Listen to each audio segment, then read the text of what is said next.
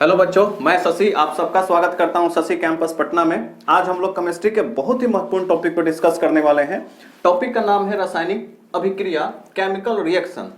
अब देखिए, बात करते हैं रासायनिक अभिक्रिया की। तो केमिस्ट्री के दृष्टिकोण से रासायनिक अभिक्रिया, हर केमिस्ट्री के हर चैप्टर में रासायनिक जो अभिक्रिया है आपको पढ़ने को मिलेगा। तो हम लोग अभी इस वीडियो में हम लोग डिस्कस करेंगे कि रासायनिक अभिक्रिया है क्या। रासायनिक अभिक्रिया जितने टाइप की होती है उतने टाइप की अभिक्रिया हम लोग इस वीडियो में देखेंगे। तो चलिए शुरू करते हैं। रासायनिक अभिक्रिया है क्या।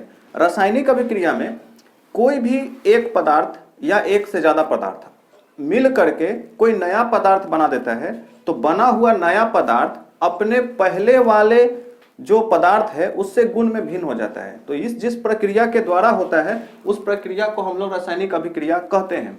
देखिए, मैंने डिफिनेशन में उसको लिखा है कि जब कोई पदार्थ अकेले या अन्य पदार्थों के साथ मिलकर नए पदार्थ का निर्माण करता है जो गुण में पहले वाले पदार्थ से भिन्न होता है, रासायनिक अभिक्रिया कहलाता है। जैसे आइए हम लोग समझते हैं एक एग्जांपल से। जैसे हाइड्रोजन है और ऑक्सीजन है, ये दोनों मिलकर के क्या बनेगा? जल बनेगा।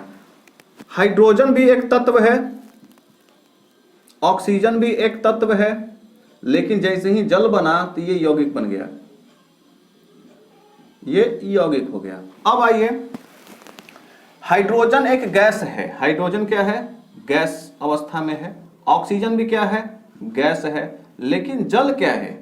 जल लिक्विड है, जल द्रव है। तो देखिए, गैस से मिलकर के जो बना नया पदार्थ उसका गुण क्या हो गया? चेंज हो गया, वो हो गया है द्रव। एक और तरीका से समझिए, हाइड्रोजन जो है वो ज्वलनशील पदार्थ है, यानी जलाने वाला है। ये इसमें जल्दी आग पकड़ता है, ज्वलनशील पदार्थ है। हाइड्रोजन भी आग लगने के लिए जरूरी है, तो ऑक्सीजन भी आग लगने के लिए, यानी कि ये भी ज्वलनशील पदार्थ है। यानी हाइड्रोजन भी जलाने वाला, ऑक्सीजन भी जलाने वाला, लेकिन जल क्या है? यह है बुझाने वाला। तो देखिए, इधर जलाने वाला गुण जब इधर बना हाइड्रोजन, तो इसका गुण पहले वाले के गुण से बदल गया, अब यह हो गया बुझाने वाला। तो जिस प्रक्रिया के द्वारा, जिस अभिक्रिया के द्वारा ऐसा संभव हो पाया है, वो अभिक्रिया रासायनिक अभिक्रिया कहलाती है। तो अब देखिएगा कि हम लोग आगे डिस्कस करेंगे वीडियो में कि इस तरह की अभिक्रिया कितने प्रकार की होती है। तो आइए पहले हम लोग बात करते हैं। यहां देखिए, इसमें कुछ चीज था। एक है एरो दिया हुआ है, एरो के पहले दो तत्व लिखा हुआ है, हाइड्रोजन और ऑक्सीजन, और जो बना है उसका नाम है H2O, जल। तो पहले अब इसके बारे में डिस्कस करेंगे कि एरो के बाएं तरफ और एरो के दाएं तरफ ये जो दोनों चीज है इसको बोलते क्या है। इसका भी कुछ नाम है केमिस्ट्री के दृष्टिकोण से। तो देखिए, इधर जो है एरो के इस तरफ जो लिखा हुआ है हाइड्रोजन और ऑक्सीजन, इसको बोलते हैं अभिकारक। और इससे जो बना हुआ नया प्रोडक्ट है उसको बोलते हैं उत्पाद। उसके बारे में मैंने नीचे लिखा है, आप देखिए। अभिकारक को इंग्लिश में रिएक्टेंट कहते हैं। अभिकारक क्या होता है? जो पदार्थ अभिक्रिया में भाग लेता है, जो नया पदार्थ बनाता है, उसको हम लोग अभिकारक कहते हैं। जैसे एग्जांपल में समझिए, Na+Cl मिल करके NaCl बनेगा, नमक बनेगा। तो यहां पर सोडियम और क्लोरीन ये कहलाएगा आपका अभिकारक, क्योंकि ये नया पदार्थ बनाने वाला है। तो ये एरो में बाएं तरफ लिखा जाता है। अभिकारक उसको कहते हैं जिससे कोई नया पदार्थ बनेगा, तो जो बनाएगा जुड़ करके उसको बोलेंगे अभिकारक। NaCl क्या है? यह प्रतिफल, प्रोडक्ट है। यानी प्रतिफल क्या होता है? अभिकारक से मिलकर के बने नए पदार्थ को क्या कहते हैं? प्रतिफल बोलते हैं। इसी एग्जाम्पल को, ऊपर वाले एग्जाम्पल को ही मैंने नीचे लिखा है, sodium Na plus chlorine, arrow दे करके NaCl। अब देखिए, Na और Cl सोडियम और क्लोरीन से मिलकर के क्या बना है? नमक बना है, खाने वाला नमक बना है। ये कहलाएगा प्रतिफल, यानी कि कहलाएगा प्रोडक्ट। यानी एरो के दाएं तरफ प्रतिफल और एरो के बाएं तरफ जो होगा वो अभिकारक कहलाएगा। चलिए, इतना बात तो हो गया हम लोग का। अब बताते हैं कि जब भी रासायनिक अभिक्रिया होता है, जितने तरह की रासायनिक अभिक्रिया दुनिया में होती है, रासायनिक अभिक्रिया की कुछ विशेषताएं होती हैं कि रासायनिक अभिक्रिया होने के बाद क्या समझ में आता है कि क्या हुआ। तो उसकी कुछ विशेषताएं हैं। जैसे जब भी हम रासायनिक अभिक्रिया करवाएंगे तो उसमें गैस की उत्पत्ति होगी या अवक्षेप बनेगा, रंग में परिवर्तन होगा, ताप में परिवर्तन होगा, अवस्था में परिवर्तन होगा। तो एक एक करके हम इस पांचों चीजों को भी मैं आपको एक एक लाइन में समझाता हूं कि मैंने ये क्या लिखा है, तो आप बने रहिए। अगर जब भी रासायनिक अभिक्रिया होगा, पहला नंबर है गैस की उत्पत्ति होती है। तो कुछ अभिक्रिया ऐसा होता है जिसमें जो नया प्रोडक्ट बनता है तो उसमें कुछ गैस निकलता है। जैसे एग्जांपल अगर हम लोग ले लें, मान लेते हैं कि जिंक में अगर हम ऐसे लिख देते हैं, देखिए जिंक है, जिंक में अगर हम H2SO4 से अभिक्रिया करवाते हैं तो क्या बनेगा, ZnSO4 plus H2 hydrogen gas बाहर होगा। तो जब भी हम रासायनिक अभिक्रिया करवाते हैं तो उसमें कुछ रासायनिक अभिक्रियाओं में गैस का उत्पादन होता है, गैस बाहर निकलता है। जैसा कि हमने इस एग्जांपल में देखा कि जिंक में H2SO4 का अभिक्रिया करवाएं तो बन गया Zn, इसके साथ अभिक्रिया कर लिया SO4 के साथ और प्लस ये H2 गैस बाहर निकल गया। दूसरा है कि अवक्षेप बनाता है। अवक्षेप क्या होता है, जब भी रासायनिक अभिक्रिया होता है तो रासायनिक अभिक्रिया के फलस्वरूप जो नया पदार्थ बनता है रासायनिक अभिक्रिया से अलग हो जाता है, या तो वो नीचे बर्तन में नीचे बैठ जाएगा या बर्तन में ऊपर छाला जाएगा, ऊपर छाला जाएगा, उसको बोलते हैं अवक्षेप बन जाना। जैसे अगर हम लोग मान लें एग्जांपल कि AgNO3 है, इसका अगर हम लोग HCl हाइड्रोक्लोरिक अम्ल के साथ अभिक्रिया करवाते हैं तो देखिए क्या होगा कि जो Hg है, Hg मतलब होता है चांदी, ये Cl के साथ अभिक्रिया कर लेगा, HgCl2 बनेगा और HNO3 बनेगा। ये जो चांदी वाला बात है कि सिल्वर क्लोराइड जो बना ये बर्तन में नीचे बैठ जाएगा, ये देखिए एरो मैंने यहां दिया है, तो ये अवक्षेप के रूप में बर्तन में नीचे बैठ जाएगा। तो ये हुआ अवक्षेप बनना। रंग में परिवर्तन होना क्या होता है, जब अगर हम लोग जैसे कुछ रासायनिक अभिक्रिया करवाइएगा तो इधर कुछ रंग होगा, उधर बनेगा, तो बना हुआ प्रोडक्ट का रंग कुछ अलग हो जाएगा। जैसे एग्जांपल समझिए, पोटेशियम पर मैग्नेट को जब हम पानी में मिलाते हैं तो उसका रंग गुलाबी हो जाता है या नीला बैंगनी हो जाता है। जब वो बना हुआ जो गुलाबी या नीला कलर का जो रासायनिक अभिक्रिया के बाद जो बना उत्पाद है उसमें अगर हम नींबू निचोड़ देते हैं तो उसका नीला रंग गायब हो जाता है। तो कुछ रासायनिक अभिक्रिया ऐसा है जिसमें उसका रंग परिवर्तित हो जाता है, यानी पोटेशियम पर मैग्नेट में पानी मिलाएंगे तो वो गुलाबी हो जाएगा या नीला हो जाएगा, जब उसमें नींबू निचोड़ देंगे तो उसका रंग परिवर्तित हो जाएगा। तो रंग परिवर्तन समझ में आ गया। ताप में परिवर्तन होता है। ताप में कैसे परिवर्तन होता है, कुछ रासायनिक अभिक्रिया ऐसा होता है जिसको दो प्रोडक्टों को, अवकारकों को अगर हम मिलाएंगे, अवकारक का मतलब हो गया तत्व ले यौगिक ले, दो नए पदार्थों को मिलाएंगे तो सामने जो नया प्रोडक्ट जो बन करके आएगा उसके ताप में वृद्धि होगा। एग्जांपल समझिए, जैसे कली चूना है CaO, इसमें अगर हम लोग H2O पानी मिला दिए, जल मिला दिए, तो ये क्या बनता है, CaOH का हॉल 2 प्लस ढेर सारी मात्रा में उष्मा निकलता है। अब ये CaO क्या है, कली चूना है। कली चूना क्या होता है, घर में दीपावली के समय जब पोचाड़ा होता है, दीवार को पोचाड़ा किया जाता है, तो अगर चूना से हो रहा है, चूना लाए, चूना का बोरा फाड़े और उसमें से जो चूना आप निकाले और हाथ में आया वो है कली चूना CaO। अब क्या करते हैं, उस कली चूना को आप बाल्टी में डालते हैं, पानी में डालते हैं, तो जैसे ही वो कली चूना में पानी में आप मिलाएं तो एक अभिक्रिया शुरू हो जाएगा और जो उत्पाद बनेगा वो CaOH का हॉल 2 और प्लस उष्मा निकलेगा। देखिएगा ढेर सारा उष्मा निकलेगा। तो क्या करता है उष्मा कि अभिक्रिया में ताप को बढ़ा देता है। जो आपका चूना होगा वो पानी में खौलने लगेगा अचानक से, आप उसको आग पे भी नहीं बैठा है, और अपने आप अभिक्रिया करके ताप में क्या कर देता है, वृद्धि कर देता है, परिवर्तन कर देता है। वो वृद्धि भी कर सकता है या ताप में अवशोषण, मतलब वो ठंडा भी हो सकता है, गर्म भी हो सकता है। तो हमने जो एग्जाम्पल लिया है वो गर्म वाला एग्जाम्पल लिया है।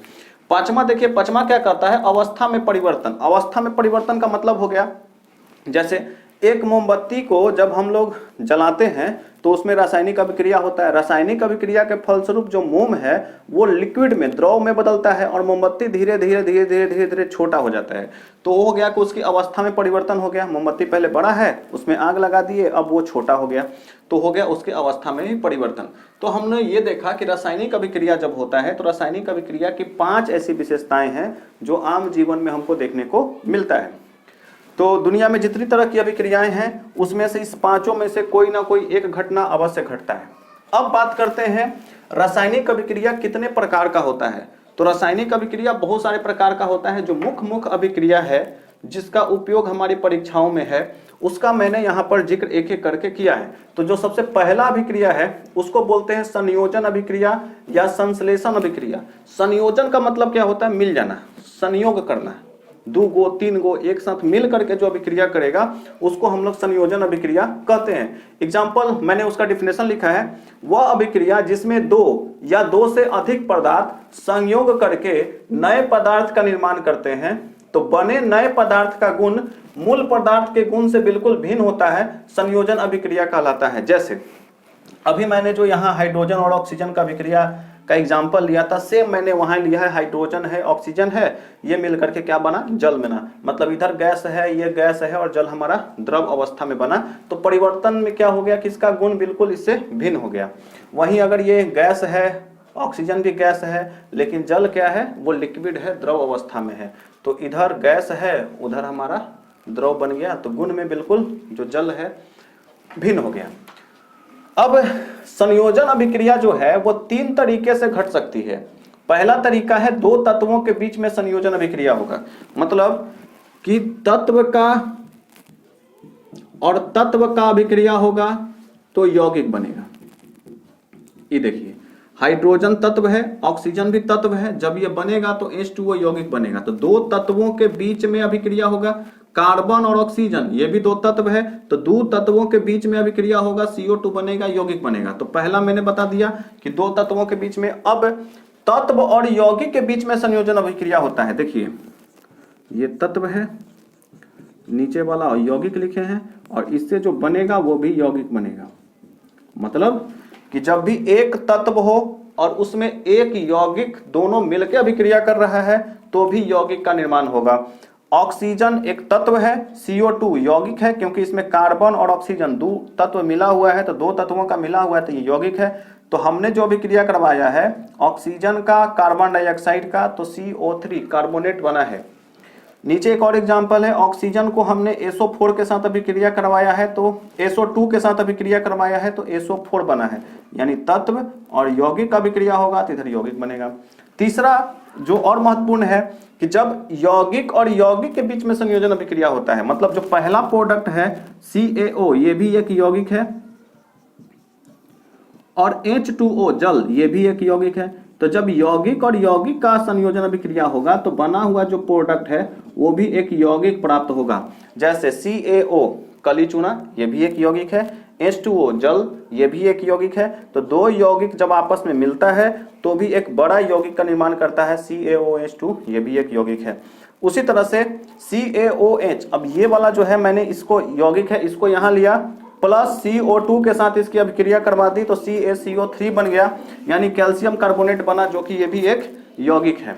तो आप पहले इसका एक स्क्रीनशॉट ले लीजिए और फिर आगे का 2 नंबर 3 नंबर जो है अभिक्रिया के बारे में हम लोग डिस्कशन करते हैं। आप स्क्रीनशॉट पहले ले लें। चलिए आप लोगों ने स्क्रीनशॉट ले लिया है, अब हम लोग आगे की बात करते हैं। 2 नंबर में है वियोजन या अपघटन अभिक्रिया। वियोजन का मतलब होता है अलग हो जाना, अपघटन का मतलब टूट के छोटा हो जाना। तो वियोजन या अपघटन अभिक्रिया किसे कहते हैं? तो वैसी अभिक्रिया जिसमें एक बड़ा यौगिक टूट करके दो छोटा यौगिक में बट जाता है या सरल यौगिक में बन जाता है, और जो नया यौगिक बनता है, दो छोटा छोटा जो नया यौगिक बना, उनका जो गुण है अपने मूल यौगिक के गुण से अलग होता है। तो वैसी अभिक्रिया को हम लोग विघटन अभिक्रिया या वियोजन अभिक्रिया या अपघटन अभिक्रिया कहते हैं। देखिए मैंने डेफिनेशन क्या लिखा है, वह अभिक्रिया जिसमें किसी यौगिक के बड़े अणु के टूटने से दो या दो से अधिक सरल यौगिक बनते हैं जिनका गुण मूल यौगिक के गुण से भिन्न होता है, वियोजन अभिक्रिया कहलाता है। जैसे एग्जांपल में समझिएगा, यह एग्जांपल मैंने लिखा है कैल्शियम कार्बोनेट CaCO3। इसको अगर ये टूटता है तो कली चूना बनता है CaO, एक ऑक्सीजन यहाँ आ गया, यहाँ 2 ऑक्सीजन अभी बचा हुआ है तो बन गया CO2। तो एक बड़ा यौगिक टूट करके दो छोटा छोटा यौगिक बना।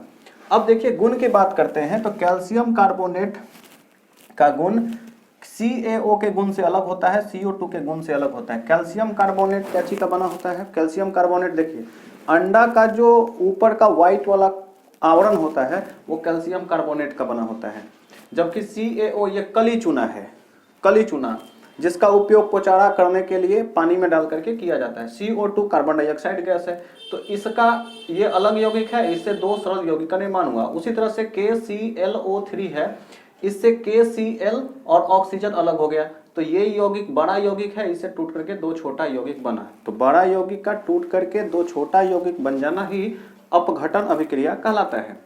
अब आइए तीसरा, वैद्युत अपघटन अभिक्रिया। अपघटन माने टूटना, ये भी टूटेगा लेकिन विद्युत की उपस्थिति में, जब इससे विद्युत प्रवाहित किया जाएगा इस अभिक्रिया में, यानी वैसी अभिक्रिया जो विद्युत धारा की उपस्थिति में संभव होता है और टूट करके दो यौगिकों का निर्माण करता है या दो तत्वों का निर्माण करता है जिसपे आयन यानी पॉजिटिव या निगेटिव चार्ज उपस्थित हो जाता है, वैसे अभिक्रिया को वैद्युत अपघटन अभिक्रिया कहते हैं। आइए इसको जरा समझते हैं परिभाषा से।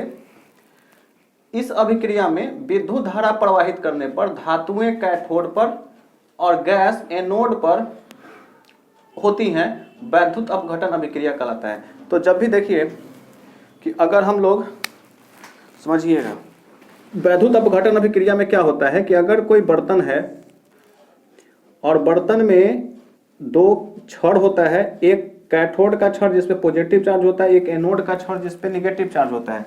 जब इसमें आप नमक डाल दिए, ये नमक हम डाल रहे हैं NaCl, और नमक डाल दिए और नमक में आप विद्युत धारा प्रवाहित कर दिए, तो सोडियम इस प्लस वाले पे या क्लोरीन इस माइनस वाले छड़ पे चला जाता है। तो ये प्रक्रिया जो होगा वैद्युत अपघटन अभिक्रिया कहलाएगा। यहाँ देखिए मैंने लिखा है, नमक में जैसी आपने विद्युत धारा बिजली उसमें प्रवाहित किया तो सोडियम प्लस में और क्लोरीन माइनस में टूट जाता है। उसी तरह से Al2O3 है, एल्युमिनियम ऑक्साइड है, तो एल्युमिनियम ऑक्साइड में जैसी विद्युत धारा प्रवाहित करिएगा तो एल्युमिनियम पे 3 गो प्लस, क्लोरीन पे 2 गो माइनस। अब एक बात आ रहा होगा कि सर ये क्लोरीन पे, एल्युमिनियम पे 3 गो प्लस काहे है, सोडियम पे तो एक गो था, क्लोरीन पे यहाँ पर 1 गो माइनस है और यहीं पर क्लोरीन है तो इस पे 2 गो माइनस काहे है। अगर आपको ये समझना है तो आप हमारा एक वीडियो है जिसमें मैंने ये बताया है कि फार्मूला कैसे बनाएं, टाइटल है उसका कि आओ फार्मूला सीखे, तो आप उस वीडियो को देखिए, वहां पे मैंने फार्मूला कैसे बनता है उसको समझाया है। ये प्लस और माइनस क्या है, कि कहीं 1 गो माइनस है, कहीं 2 गो माइनस है क्लोरीन पे, इन चीजों को मैंने बहुत सरलता से आप लोगों को समझाया है, तो आप वो वीडियो हमारा देख लीजिएगा। चलिए हम लोग चौथा बात करते हैं। चौथा है एकल विस्थापन अभिक्रिया। एकल माने होता है एगो, अब विस्थापन का मतलब होता है अपना जगह से उसको खसका देना। तो वैसा अभिक्रिया जिसमें एगो तत्व को या एगो यौगिक को अपने जगह से खसका दिया जाता है, तो वैसी अभिक्रिया को हम लोग एकल विस्थापन अभिक्रिया कहते हैं। देखिए हमने लिखा है, वह अभिक्रिया जिसमें किसी यौगिक में उपस्थित कम क्रियाशील तत्व को अधिक क्रियाशील तत्व द्वारा विस्थापित कर दिया जाता है, एकल विस्थापन अभिक्रिया कहलाता है। मतलब देखिए जैसे Fe+CuSO4 है, जब लोहा में कॉपर सल्फेट का अभिक्रिया होगा तो अभिक्रिया के बाद क्या होगा, ये जो लोहा है ये SO4 के साथ दोस्ती कर लेगा, FeSO4 बनेगा। ये जो Cu है कम क्रियाशील धातु है, ये अपना जगह से खसक के यहाँ अलग हो जाएगा। तो ऐसे समझिए, ई है बरियार, कौन है, लोहा है बरियार, कॉपर है कमजोर, तो बरियार का कमजोर का के टांगता है, हटा के वहां से फेंक देता है, खुद वहां जा करके उपस्थित हो जाता है। तो यही बात है, ई बरियार है, कॉपर कमजोर है, तो लोहा SO4 के साथ दोस्ती करता है, इसको कहता है भाग तो यहाँ से हट, तो कॉपर यहाँ से हट जाता है, कॉपर अलग हो जाता है। उसी को डिफिनेशन में यहाँ समझाया गया है कि अधिक क्रियाशील जो धातु है कम क्रियाशील धातु को यानी कमजोरका को हटा देगा और अपने उस जगह पे जाके बैठ जाएगा। तो वैसा जो अभिक्रिया करता है उसको हम लोग एकल विस्थापन अभिक्रिया कहते हैं। देखिए दूसरा नंबर क्वेश्चन में देख लीजिए, Zn+CuSO4 है, Zn बरियार है और कॉपर कमजोर है, यानी Zn जो है अधिक क्रियाशील है, वो जल्दी जल्दी अभिक्रिया करता है, और कॉपर बड़ा स्लो है, धीरे धीरे अभिक्रिया किसी के साथ करता है। तो देखता ही कॉपर है, सब चाहता है कि हम दोस्ती तेजका से करें, तो SO4 भी दोस्ती तेजका से करता है, Zn के साथ करता है, और Zn के साथ दोस्ती करके ZnSO4 बनता है और कॉपर बेचारा अलगे बैठ जाता है। नीचे एरो दिए हैं, ये नीचे बैठ जाएगा। वही काम कॉपर प्लस AgNO3 के साथ होगा। इसमें देखिए Ag जो है चांदी है वो कम क्रियाशील है, इससे ज्यादा क्रियाशील कॉपर है, तो कॉपर NO3 के साथ दोस्ती कर लेता है और कॉपर नाइट्रेट बनाता है, और Ag बेचारा चुपचाप इसको छोड़ करके अलग हो जाता है बर्तन में। तो यहाँ हम लोग क्या देख रहे हैं, ध्यान दीजिएगा इस जगह पे कि सब जगह पर एगो, यहाँ पे कॉपर का विस्थापन, यहाँ भी कॉपर का विस्थापन, और यहाँ पर नीचे वाला में चांदी का विस्थापन, एक तत्व का विस्थापन हुआ है, इसलिए इसको एकल विस्थापन अभिक्रिया कहते हैं। इसी का मिला जुला एक और विस्थापन अभिक्रिया होता है उभय विस्थापन अभिक्रिया। उभय माने होता है दो गो, इसमें अब दो गो तत्व उसको और उधर वाला इधर, यानी कि इसमें दो गो तत्व का विस्थापन आपस में होगा, उसको बोलते हैं उभय विस्थापन अभिक्रिया। एकल विस्थापन अभिक्रिया में एक गो का विस्थापन होगा, उभय विस्थापन अभिक्रिया में दो गो का विस्थापन होगा। कैसे होगा आइए देखते हैं। वह अभिक्रिया जिसमें दो यौगिकों से आयन का आदान प्रदान करके दो नए यौगिक का निर्माण होता है उभय विस्थापन अभिक्रिया होता है। कहने का मतलब यही है कि यहाँ दो यौगिक से आयन का आदान प्रदान, आयन माने होता है पॉजिटिव निगेटिव चार्ज, तो इसका पॉजिटिव निगेटिव उससे, उसका निगेटिव इसके साथ पॉजिटिव, मतलब आदान प्रदान करेगा और दो नए यौगिक का निर्माण करेगा, उभय विस्थापन अभिक्रिया करेगा। अभी हम आपको एग्जाम्पल के थ्रू अपनी बातों को समझाते हैं कि मैंने क्या कहा। जैसे पहला एग्जाम्पल है NaCl नमक है, AgNO3 सिल्वर नाइट्रेट है, इसको मैंने अभिक्रिया करवाया तो देखिए क्या हुआ है। मैं दो कलम ले लेता हूं अलग अलग कलर का, ताकि आपको आसानी से आप उसको समझ पाए कि क्या हम बता रहे हैं। देखिए यहां आप देखिएगा कि अब Ag और Cl का अभिक्रिया हो गया है, AgCl बना है, और ये जो Na है ये NO3 के साथ अभिक्रिया किया है, NaNO3 बना दिया है।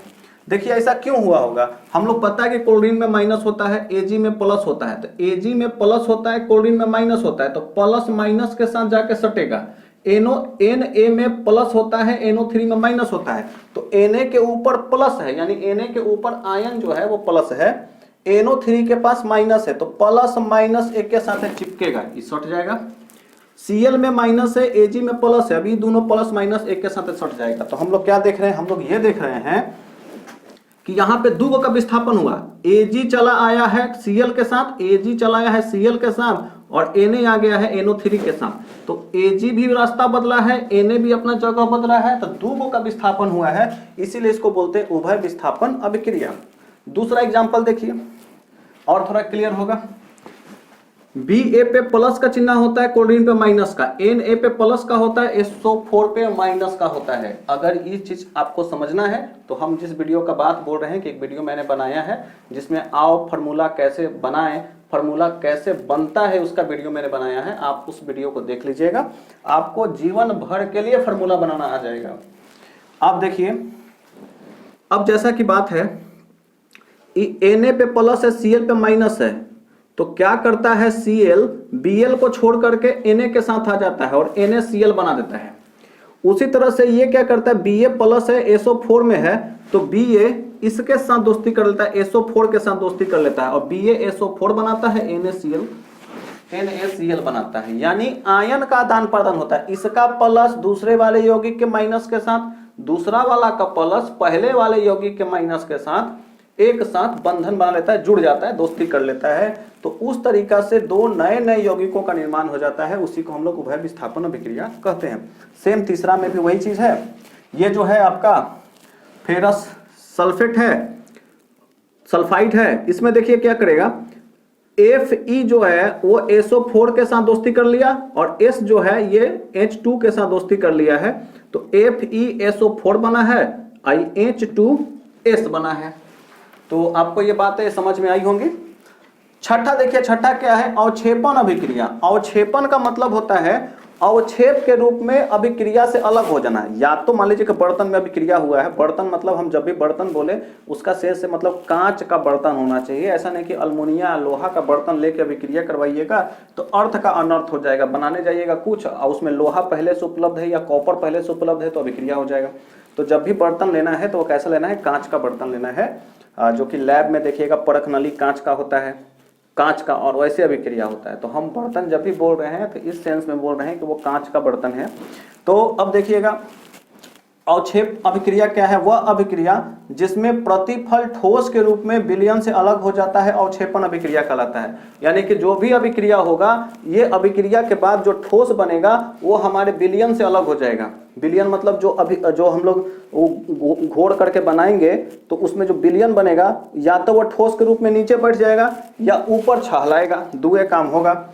जैसे एग्जांपल देखिए, नमक जो है NaCl में हम AgNO3 दोनों को मान लीजिए कि NaCl है, ई वाला है AgNO3। अभी AgNO3 को NaCl में डाले और इसको धर के ऐसे ऐसे करके हिला दिए। अब हिला दिए तो विलयन बन गया। अभी जब इसको हिलाएंगे और उसको जब शांत हो जाएगा तब क्या होगा, तब देखिएगा AgCl2 बर्तन में, ये जो गिलास है उसमें नीचे बैठ जाएगा और NaCO3 वो लिक्विड के रूप में गिलास में रहेगा और नीचे ठोस के रूप में जो चांदी है आपका AgCl2 वो नीचे बैठ जाएगा।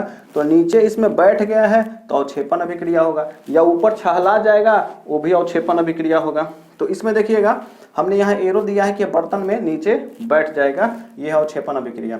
एक और एग्जांपल है BaCl2 प्लस N2SO4 अभिक्रिया करेगा तो BaSO4 प्लस NaCl बनेगा। इसमें भी देखिए क्या हुआ कि ये जो Ba है वो SO4 के साथ दोस्ती कर लिया और NaCl के साथ अभिक्रिया कर लिया, NaCl BaSO4 यहाँ BaSO4 जो है वो बर्तन में नीचे आपका अवक्षेप के रूप में बैठ जाएगा। तो बर्तन में जो भी नीचे बैठेगा वो अभिक्रिया अवक्षेप अभिक्रिया कहलाएगा। सातवां देखिए उदासीन अभिक्रिया है, ये बहुत मतलब इंपॉर्टेंट अभिक्रिया भी आई है, परीक्षा में कई बार पूछा है कि उदासीन अभिक्रिया क्या होता है। तो देखिए अगर हम दो बर्तन लिए, एक में अम्ल और एक में भस्म, अम्ल को भस्म में डालिए चाहे भस्म को अम्ल में डालिए, यानी अम्ल और भस्म को जब मिलाएंगे तो अभिक्रिया जो होगा उससे हमको लवण और जल बनेगा। तो ऐसी अभिक्रिया को हम लोग उदासीन अभिक्रिया कहते हैं। डिफिनेशन में मैंने बताया है वह अभिक्रिया जिसमें अम्ल तथा भस्म मिलकर लवण और जल बनाता है उदासीन अभिक्रिया कहलाता है। देखिए HCl मैंने अम्ल लिया है, NaOH मैंने भस्म लिया है, अम्ल और भस्म बना तो NaCl मतलब नमक यानी कि लवण बना, H2O यानी कि जल बना। तो यही था कि अम्ल को भस्म को मिलाएंगे तो लवण और जल बनेगा। तो इस अभिक्रिया को हम लोग उदासीन अभिक्रिया कहते हैं। नीचे वाला भी वही है, H2SO4 एक अम्ल है, KOH एक भस्म है। तो जैसे ही हम अम्ल को और भस्म को मिलाएंगे तो देखिए यहाँ से K2SO4 के साथ दोस्ती कर लिया और ये OH H2 के साथ दोस्ती कर लिया तो ये H2 जो होगा वो O बन जाएगा और ये K2SO4 है ये H2O। तो ये जो हो गया आपका OH, ये OH जो है आपका H2 के साथ दोस्ती कर लिया, KSO4 के साथ दोस्ती कर लिया तो बना K2SO4 पोटेशियम सल्फेट प्लस जल। यानी जो पोटेशियम सल्फेट है ये भी नमक है, खाने वाला नमक नहीं है। खाने वाला नमक NaCl है लेकिन ये भी नमक ही है। अब नमक के बारे में अगर आपको जानना है तो इन सब चीज़ों के बारे में मैंने लवण का एक वीडियो बनाया है, आप वहाँ जाइए और देखिए कि लवण कौन कौन सा है। खाने वाला नमक अलग होता है, काला नमक अलग होता है, सेंधा नमक अलग होता है, धोने वाला सोडा अलग होता है, खाने वाला सोडा होता है, वो सब नमक का ही प्रकार है। तो उसी तरह से K2SO4 भी एक नमक का ही प्रकार है और ये H2O बना। तो आपको इतना तक बात समझ में आ गया होगा उदासीन अभिक्रिया का। तो आप पहले इसका एक स्क्रीनशॉट ले लीजिए। और भी 3 अभिक्रिया और है जो मैं अभी 3 अभिक्रिया आपको और बताऊंगा, तो आप पहले इसका स्क्रीनशॉट आप ले लें। चलिए बच्चों, आप लोगों ने स्क्रीनशॉट ले लिया होगा। अब हम लोग आगे की बात करते हैं। 8वां नंबर है प्रकाश रासायनिक अभिक्रिया। प्रकाश रासायनिक अभिक्रिया है वैसी अभिक्रिया जो प्रकाश की उपस्थिति में होता है, उसको हम लोग प्रकाश रासायनिक अभिक्रिया कहते हैं। देखिए लिखा मैंने, वह अभिक्रिया जो प्रकाश का अवशोषण करके संपन्न होता है प्रकाश रासायनिक अभिक्रिया कहलाता है। जैसे जल ले लिया मैंने H2O में अगर आप क्लोरीन डाल दीजिएगा, H2O है क्लोरीन है, इसमें डाल दीजिए और ले करके खाली घर में घूम जाइएगा या बाहरी निकल जाइएगा तो उसमें प्रकाश जैसे ही मिलेगा तो आपका जल जो है Cl आप डाले हैं, क्लोरीन डाले हैं, तब वो HCl बन जाएगा, हाइड्रोक्लोरिक अम्ल बन जाएगा। तो अभिक्रिया कैसे हुआ, प्रकाश जब मिलेगा तब अंधेरा में लेके घूमिएगा तो नहीं बनेगा, लेकिन जैसे उसको प्रकाश मिलेगा वो HCl बन जाएगा। दूसरा एग्जाम्पल है कार्बन डाइऑक्साइड और H2O। ये देखिए ये है फोटोसिंथेसिस प्रकाश संश्लेषण की अभिक्रिया, यानी कि पेड़ पौधा जो अपना भोजन बनाता है वो किस अभिक्रिया के थ्रू बनाता है, प्रकाश रासायनिक अभिक्रिया के थ्रू। पेड़ पौधा CO2 लेता है वातावरण से, जड़ से H2O लेता है, पानी लेता है, उसके पत्तियों में क्लोरोफिल होता है और सूर्य का प्रकाश जैसे ही पड़ता है तो एक अभिक्रिया शुरू हो जाता है प्रकाश रासायनिक अभिक्रिया। अब फलस्वरूप क्या बनता है, ग्लूकोज बनता है, ऑक्सीजन मुक्त होता है और H2O जलवाष्प के रूप में बनता है। यानी कि प्रकाश संश्लेषण की अभिक्रिया कैसे शुरू होती है, प्रकाश रासायनिक अभिक्रिया के थ्रू। अब आइए 9वां जो काफी महत्वपूर्ण अभिक्रिया है जो परीक्षा में अक्सर पूछा जाता है, ऑक्सीकरण अभिक्रिया और एक और होता है अवकरण अभिक्रिया। तो हम इन दोनों के बारे में भी डिस्कस करेंगे। ऑक्सीकरण अभिक्रिया में देखिए यहाँ ऑक्सी लगा हुआ है, ऑक्सी माने ऑक्सीजन, यानी वैसी अभिक्रिया जो ऑक्सीजन के जुटने से होगा, ऑक्सीजन के उसके साथ जुड़ने से होगा, वैसी अभिक्रिया को हम लोग ऑक्सीकरण अभिक्रिया कहते हैं।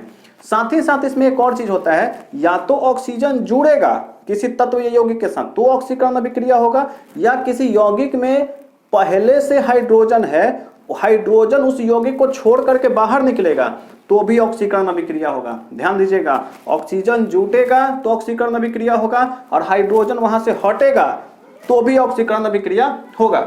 जैसे देखिए, वह अभिक्रिया जिसमें किसी तत्व या यौगिक का ऑक्सीजन के साथ संयोग होता है या किसी यौगिक से हाइड्रोजन का निष्कासन होता है, ऑक्सीकरण अभिक्रिया कहलाता है। जैसे कैल्शियम और ऑक्सीजन, यहां देखिए कैल्शियम के साथ ऑक्सीजन का प्लस हुआ है, जुटा है तो CaO कली चूना बना। कार्बन का और ऑक्सीजन के साथ दोनों जुटा है, ऑक्सीजन इसमें जुटा है तो CO2 हो गया। तीसरा देखिएगा, इसमें क्या किए हैं, HCl है, हाइड्रोक्लोरिक अम्ल है, MnO2 है, इसको अभिक्रिया करवाया गया है। तो देखिए क्या हुआ है, MnCl के साथ अभिक्रिया कर लिया है तो MnCl2 बना है। हाइड्रोजन क्लोरीन को HCl में से हाइड्रोजन यहां से अलग हुआ है, हाइड्रोजन यहां से क्या हुआ है, निकला है, निष्कासन हुआ है, और H यहां से निकल करके किसके साथ दोस्ती बना लिया है, ऑक्सीजन के साथ H2O बना लिया है। तो आप देखिएगा कि ये जो यौगिक है HCl, इसमें से हाइड्रोजन का निष्कासन हुआ है, इसलिए इसको बोलेंगे कि ऑक्सीकरण अभिक्रिया हो रहा है। हाइड्रोजन का निष्कासन हो रहा है तो इसको बोलेंगे कि ये ऑक्सीकरण अभिक्रिया है।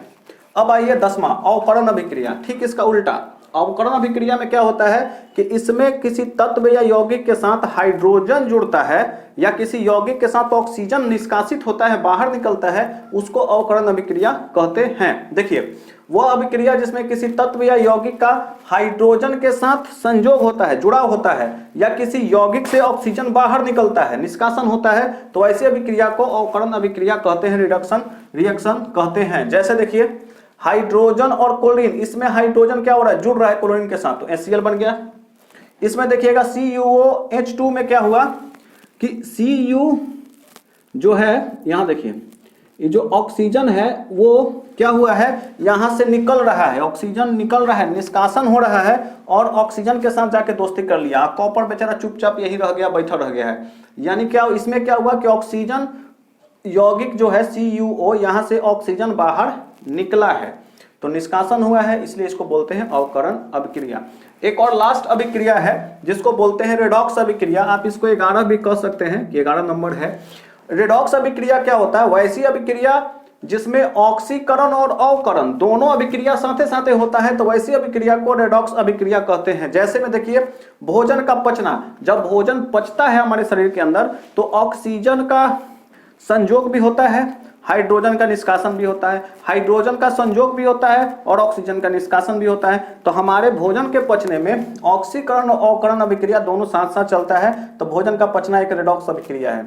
उसी तरह से भोजन का दुर्गंधित हो जाना, भोजन जो है देखते हैं सुबह का भोजन रखें और शाम तक बासी हो जाता है, और बासी हो जाता है तो उसमें से थोड़ा सा दुर्गंध निकलता है, तो वो भी या तो भोजन कैसे दुर्गंधित हुआ, उसमें अगर ऑक्सीजन आया है और आपका मसाला उसाला भी है तो उसके साथ उसका रिएक्शन हो गया ऑक्सीजन का, तो ऑक्सीजन का रिएक्शन हो गया है या हाइड्रोजन का निष्कासन हुआ है, तो उस समय जो वहां पर होगा अभिक्रिया ऑक्सीकरण अभिक्रिया होता है, जिस वजह से भोजन दुर्गंधित हो जाता है। तो आशा करते हैं कि आपको हमारा वीडियो जो है अच्छा लगा होगा, आपको इतनी सारी अभिक्रियाएं जो हैं आपको समझ में आई होंगी। अगर समझ में आ रहा है तो आप इस चैनल को सब्सक्राइब कर दीजिए, लाइक कर दीजिए और शेयर कर दीजिए। Thank you very much. आप इसका स्क्रीनशॉट ले लीजिए।